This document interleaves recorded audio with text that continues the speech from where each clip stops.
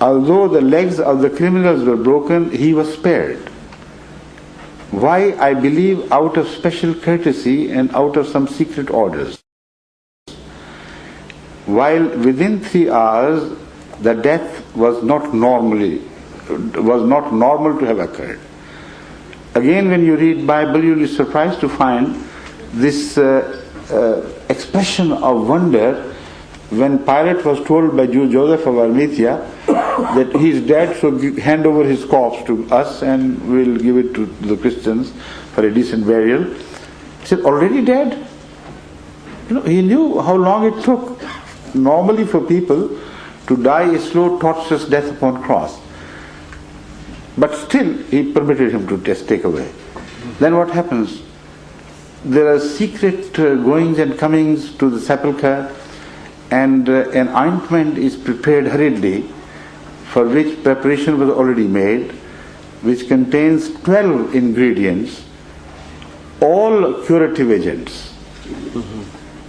Now that ointment which was prepared by disciples or apostles, all his followers, that was applied to his body. It contained myrrh, it contained some sulfur elements and other things which were known to be the curative agents of the time. And this prescription is still used by many an oriental healer in the East as the most effective ointment for wounds. So if he had already died, then there was no question why he should have been applied that ointment. And again, there was no question of any secrecy about his whereabouts. Because if he had once died and risen from the dead, then nobody could kill him again, could he? Then he was beyond the long arm of the Roman law and the long arm of the Jewish people. So that was the time for him to come public, to appear in the public openly and defy them and say, look here, I have risen from the dead.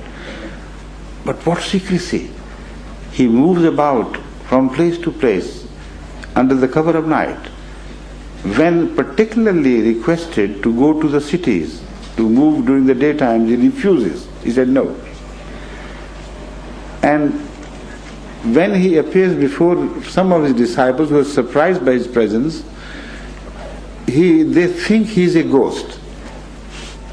See, the only evidence of his death we find in the matters as they are reported in the New Testament at the time of crucifixion is, then he gave up the ghost. These are the words you find written in the New Testament. That means he died. Who said it, we don't know. As if somebody was watching and from some distance he thought he had given up the ghost. So evidence is a bit weak and not entirely dependable. But when it is completely rejected by Jesus Christ himself, then even a flimsy evidence like such, nothing is left of that evidence at all. When his nature was suspected to be that of a ghost by his own followers, he said, no, I'm not a ghost. I'm the same Jesus Christ, in the same body. Come and touch me. Feel my wounds. Look here, look there. I'm not a ghost. And to prove the point beyond, that he had not risen into an ethereal form which apparently looked like human, he inquired from them if they had any food for him to share. They said, yes, we are eating bread and fish. He said, please give me some. And a portion of that was given to him.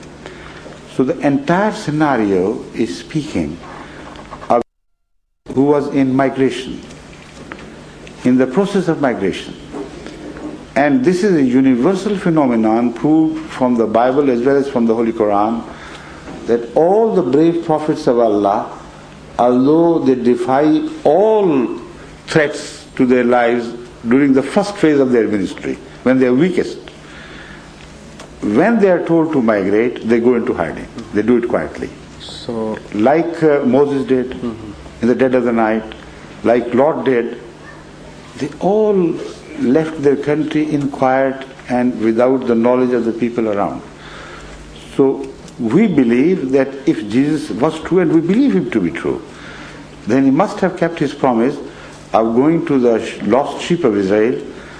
And if you want to trace him, you must trace the course of history which the Israelites took earlier in leaving the mainland and spreading over to other places. I'm talking of the first diaspora. And when you study the history of the spread of the Jews after Nebuchadnezzar invaded Judea, then you will find them to be moving away from the mainland towards Afghanistan and Kashmir. And that is the reason why people of Afghanistan and people of Kashmir have nothing in common with the people of the subcontinent India. Their features are different, their nomenclature is different, their complexion is different, their style of life is different. And one of the British, not the British but Western scholars I read, said if you want to rebuild the life pattern of the women at the time of Moses, go to the Dal Lake and see the Kashmiri women bringing their earthen pots to the lake and fill it and wash their clothes. This is exactly how they looked, and this is exactly how they lived. So the scholars are in no doubt about the origin of the people of Afghanistan and the people of Kashmir as belonging to the same Israelite stock. So if Jesus was true, and we believe he was true, he must have kept his promise. He must have gone in search of these lost tribes and delivered his mission